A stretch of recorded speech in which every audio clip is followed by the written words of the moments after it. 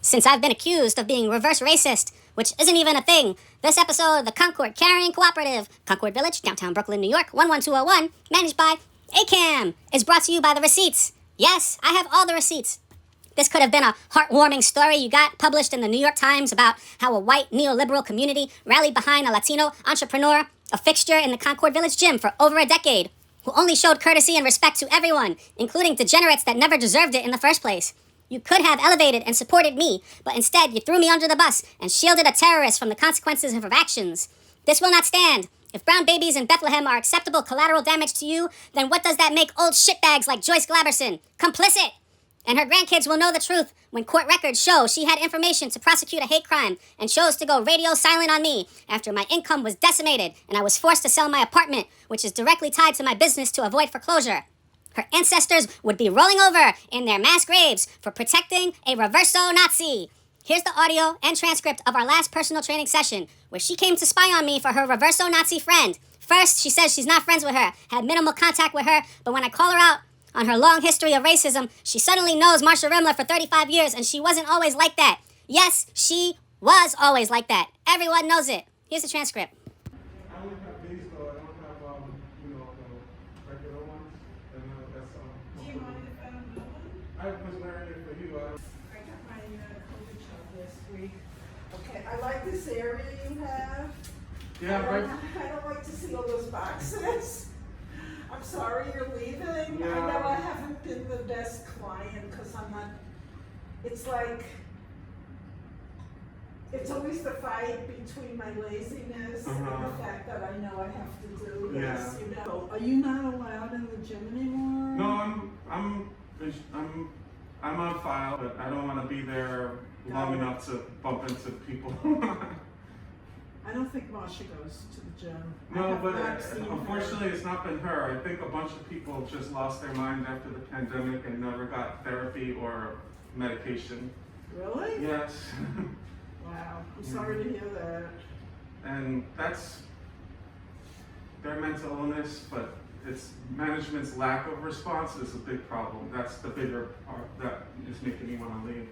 I'm really sorry this has all happened to you. I think you're a really nice guy and you don't deserve this, honestly. Thanks.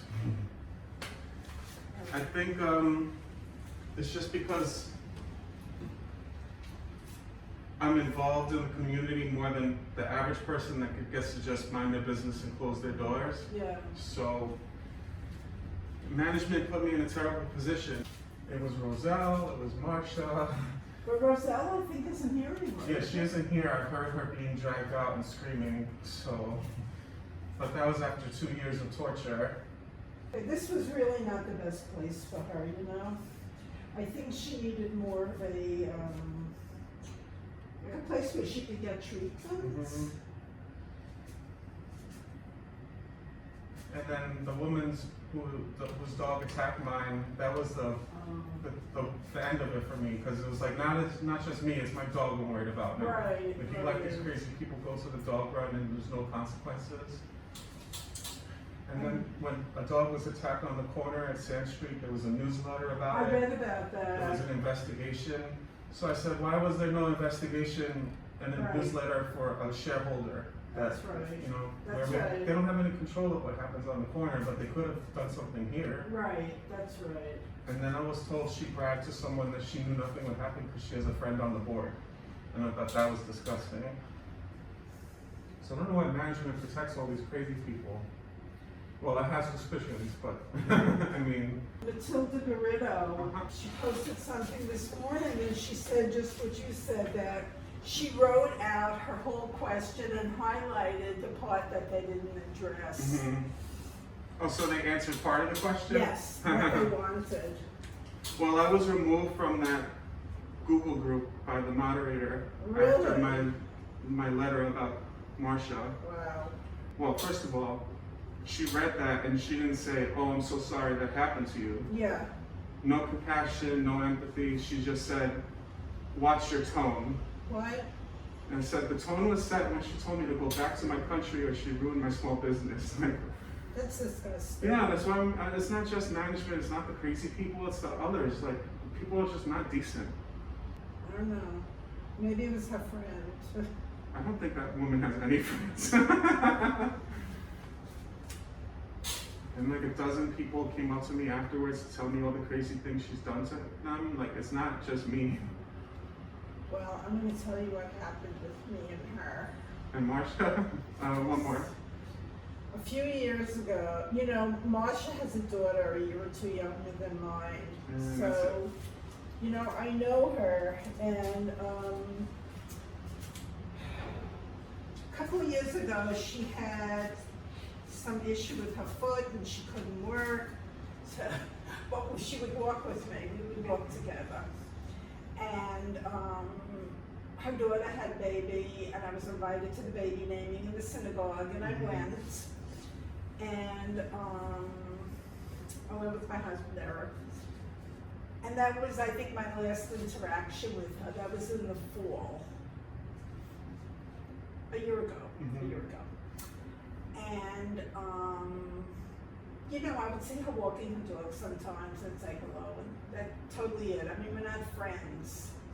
And she did ask me when we were away if she could use her spot, our spot in the summer, which I did give to her. And she offered to take me out to lunch, which I declined. So that is my basic history with Marsha. Right after that happened, with what you wrote, whatever, and she called out of the blue. I mean, what was this, in the spring? When that happened? Yeah. Yeah. I had no interaction with her since the fall when she had baby naming in the synagogue. And she wants to talk about it. Now, I am not her friend, okay? I'm her acquaintance. Talk about the baby or me? Oh. She said, did you read that posting or something? So I knew what she was talking about, and I said, Marsha, you know, I'm cleaning my apartment, I'm very tired. I said, this is between you and the trainer. I didn't even say your name. You and the trainer, I have nothing to do with this. I have to clean. And she kept talking. I hung up on her. I wasn't nice to her. I shouldn't have hung up. And I felt bad about it, and I did write.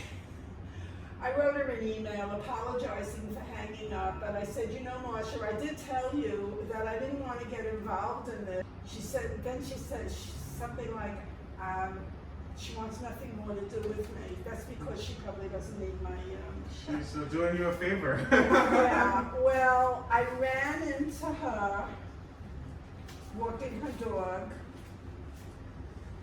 I don't remember when it was, months later. And I said hello. She was right by my building. And she takes the dog, she says, come on, Bobby. And she looked like this and she just walks off. And it's like, if someone says they can't talk to you or they don't choose to talk to you, why do you keep talking? But I shouldn't have hung up. I felt bad about that. But I mean, that's... Anyway, so I didn't write that whole thing to you after it happened because, I don't know, but now I'm here telling you. And my letter didn't really do anything to change her mind, I guess, because other people told me after that she's had bad interactions with other people. She's screaming at kids on the lawn to get off the grass, but that's where the chairs are, where people sit. Yeah. So people are allowed on their grass. And she started yelling at a man who was next to the kids, and she tell your kids to get off the lawn. He's like, first of all, mind your business. And second of all, those are not my kids. Like, why are you yelling at me? She called a black woman the N-word. What? And she threw eggs out the windows as Black Lives Matter protesters. Get out of here. No, all these people came up to me after I wrote the letter to tell me, thank you for writing that. But how could she be a therapist, a licensed, and she was, in charge of a hospital social work program for how long? She may have some dementia. She was not like that. Like when I met her, like 35 years ago, she wasn't like that, okay? She had a very nice husband. Two more. Something has happened to her, okay?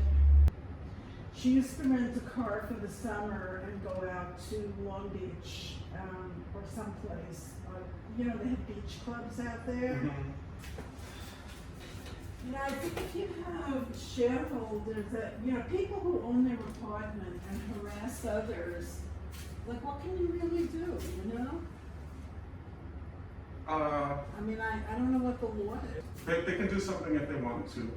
I don't understand They why. can ban them from common areas. If you act like that, you can't be in the laundry room, you can't be in the gym, you could be in your apartment. You can't loiter in the lobby and bother the staff, and I mean, it's just ridiculous.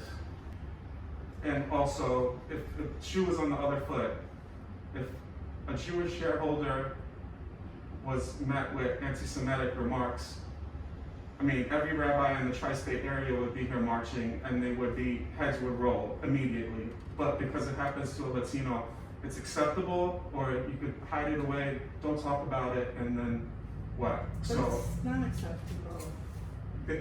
by default it is, because they let it happen. Like, no statement at all. We don't get involved in personal shareholder matters. I mean, we have a 50-page thick book of bylaws of all the things you can't do. So for them to get away with it, it's just nonsense. And one of the board members secretly agrees with me. She'll tell me on the side, but then in official communications, it's a totally different story.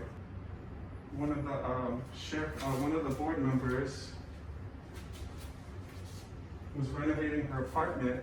She lives in my building, and you know, you could temporarily rent one while you're renovating. Yeah. The co-op owns a hole that they have there, and they put her across from Marcia. And Marcia wrote a letter to the board, which the person is on, to complain that they put a brown person across her door. Yes. She said, you should have consulted me before you put this person across from me. And it's like, who are you? I don't believe it. This is unbelievable. And that the person was doing laundry, and she dropped her dog bed in the hallway, and she didn't realize it. So when she realized it, she opened the door to get it, and Marcia was trying to take it. She was trying to steal her stuff. It's not the behavior of like a normal, rational person, honestly.